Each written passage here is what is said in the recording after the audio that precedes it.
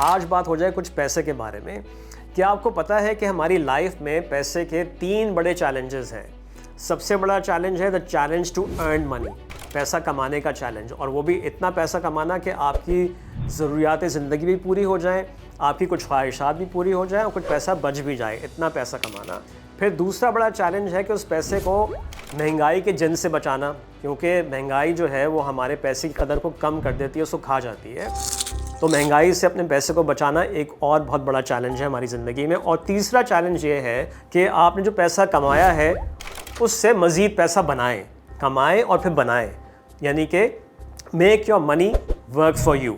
तो ये 3 बड़े चैलेंजेस हैं। तो आप मुझे बताएं कि आप कौन से स्टेज पे हैं इन 3 चैलेंजेस में। क्या आपने पहला चैलेंज जो है उसको कामयाबी से हासिल कर लिया है और अब दूसरे और तीसरे पे स्ट्रगल कर रहे हैं? काफ़ी लोगों की ये सूरत हाल होती है।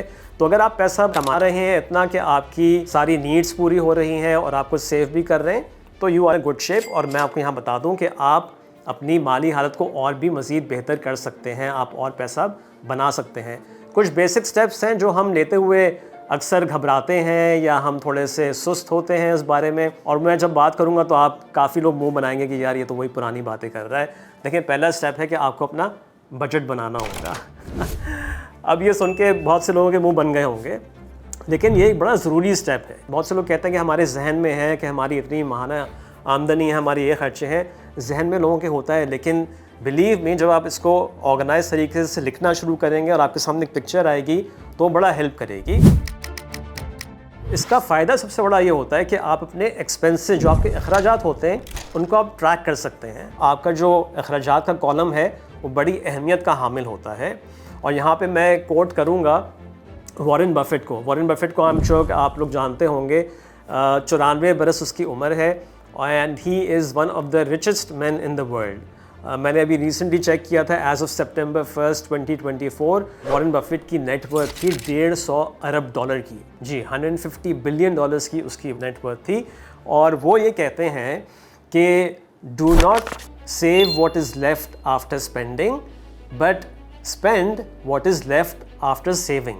यानी कि वो कहते हैं सेव पहले करो, खर्चे बाद में करो। हमारे यहाँ ज़्यादातर लोग उल्टी चीज़ कर रहे होते हैं। कोई उनकी इनकम आती है और वो जो अखराजात होते हैं, बिल्स पे करने हैं, एक लंबी लिस्ट होती है एक्सपेंसेस की, और वो पहले खर्चे करते हैं, फिर कुछ जो बच जाता है वो ऑफ कोर्स उनकी सेविंग्स होती हैं। लेट्स सपोज कि आपने 1 लाख रुपए आपकी आमदनी है महीने की, तो आप कहेंगे मैं इसका 20% सेव करूँगा। तो उसके लिए एक सेपरेट सेविंग्स अकाउंट बनाएं और सबसे पहले वो 20,000 रुपये निकाल के और सेविंग्स अकाउंट में डाल दें और अब 80,000 में अपनी स्पेंडिंग करें। अगर अभी आपके 80,000 में आपकी ज़रूरियात ज़िंदगी पूरी नहीं हो रही हैं, फिर आपको अपने खर्चों को देखना पड़ेगा कि कहाँ कहाँ मैं खर्च कर रहा हूँ या कर रही हूँ। वहाँ से अगर मैं कुछ कम करूँ खर्चा, तो मैं सेविंग्स अपनी बढ़ा सकता हूँ। अच्छा, अक्सर लोगों के अखराजात के कॉलम में एक बहुत इंपॉर्टेंट खर्चा नहीं होता, और वो होता है इमरजेंसी फ़ंड का। और जैसे कि नाम से ज़ाहिर है कि ये कोई भी इमरजेंसी के लिए ज़ाहिर है इंसान को हर वक्त तैयार होना चाहिए। कोई मेडिकल इमरजेंसी हो गई या खुदा न खास्ता कुछ और हो गया, तो एक्सपर्ट्स ये कहते हैं कि कम से कम आपके लिविंग एक्सपेंसेस जो आपके हैं, जो ज़रूरियात ज़िंदगी हैं, उसके 3 से 6 महीने का अमाउंट उस इमरजेंसी फ़ंड में होना चाहिए। फिर आपने अखराजात के कॉलम में ये देखेंगे कि आप कहाँ खर्च कर रहे हैं, कितना खर्च कर रहे हैं। अक्सर लोग जानबूझ के भी नहीं लिखते कि वो उनको पता होता है कि हम काफ़ी फजूल खर्चियाँ कर रहे हैं, तो वो फिर सामने आ जाएंगी, लेकिन ये ज़रूरी है। और उसमें नीड्स वर्सेस वांट्स की बात होती है कि आपकी नीड पे कितना खर्चा हो रहा है, और नीड क्या होती है, जो आपकी ज़रूरियात ज़िंदगी है, खाना पीना, कपड़ा, ऑफ कोर्स सर पे छत, ये वो खर्चे होते हैं जो नीड्स में आते हैं। और वांट्स वो होते हैं जो आपकी ख्वाहिशात होती हैं कि आप एंटरटेनमेंट पे खर्च कर रहे हैं, अपने लाइफस्टाइल पे खर्च कर रहे हैं, तो वो भी पूरी पिक्चर सामने आ जाती है। अच्छा, एक एग्जांपल ले लेते हैं। देखें, हमारी ज़िंदगी में हम गोल सेट करते हैं, अपने फाइनेंशियल गोल सेट करते हैं कि हमें क्या क्या हासिल करना है, जिसके लिए हमें पैसे की ज़रूरत होगी।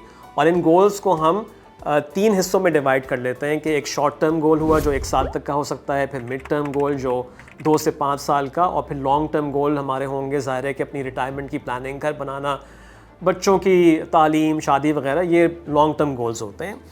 तो इसमें जब भी हम गोल सेट करते हैं, उस गोल को अचीव करने के लिए वो प्लान करेंगे ना, और प्लान करने के लिए ज़ाहिर है कि हमें पैसा चाहिए होगा।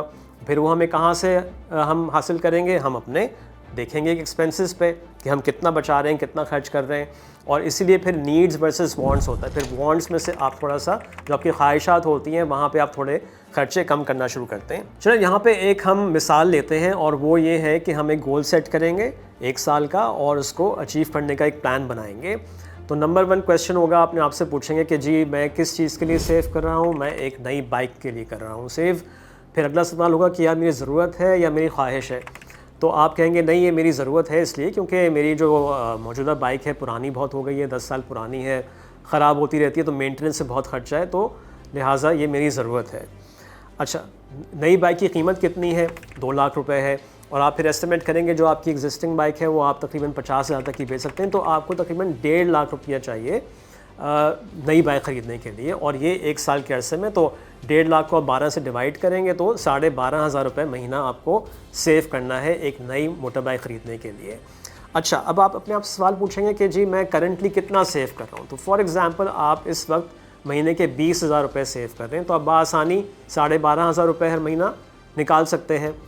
लेकिन यहाँ अपने आप को आप चैलेंज कर सकते हैं, आपके पास डिफरेंट ऑप्शंस हैं। आप कहें कि जी ठीक है, मैं तो जो 20,000 सेव कर रहा हूँ उसमें से ही 12,500 रुपये निकाल लूँगा। दूसरा ऑप्शन ये है कि आप कहेंगे नहीं, मैं अपनी करंट सेविंग्स को इंटैक्ट रखूँगा, 20,000 रुपये टच नहीं करने, और मैं आई विल सेव मोर। अब ये सेव मोर कहाँ से होगा? ज़ाहिर है उसके लिए फिर आपको अपनी एक्सपेंसेस को देखना पड़ेगा और वहाँ से कुछ खर्चे कम करने पड़ेंगे।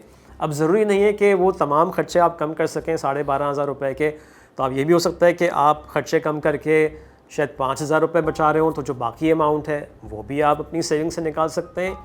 या फिर इसमें एक और ऑप्शन भी होगा, ये ऑप्शन होता है कि आप अपनी इनकम को बढ़ाने की कोशिश करें। वो खैर हम एक और वीडियो में उससे बात करेंगे। फिर एक ये भी ऑप्शन होता है कि आप चाह रहे हैं कि फ़ौरन आपको बाइक मिल जाए, तो आप लीजिंग के ऑप्शन पर चले जाएँ। उसके लिए आपको एक डाउन पेमेंट करनी पड़ेगी, और फिर आपको ज़ाहिर है कि माहाना किस्तें भी देनी पड़ेंगी। तो वो कैसे हासिल होगी, वो सारा आपको नज़र आएगा अपने अखराजात के कॉलम से, और जब भी बजट बनाना बहुत ज़रूरी है। तो ये एक छोटी सी एग्जांपल थी जहां हमने एक शॉर्ट टर्म गोल सेट किया, प्लान किया कि कैसे सेव करेंगे और वो गोल हासिल करेंगे जो एक नई बाइक थी। आपका कोई भी गोल हो सकता है, आपको नया फ्रिज लेना है, एसी लेना है, या छोटी सी वेकेशन करनी है, तो आप इसी किस्म की एक्सरसाइज कर सकते हैं। अच्छा, मेरे ख्याल में इस वीडियो के लिए काफ़ी हो गया है, तो मैं यहाँ रुकूंगा। आप अपने कमेंट्स शेयर करें, कोई सवाल है तो वो भी आप मुझसे कर सकते हैं। अब आपसे मुलाकात होगी अगली वीडियो में।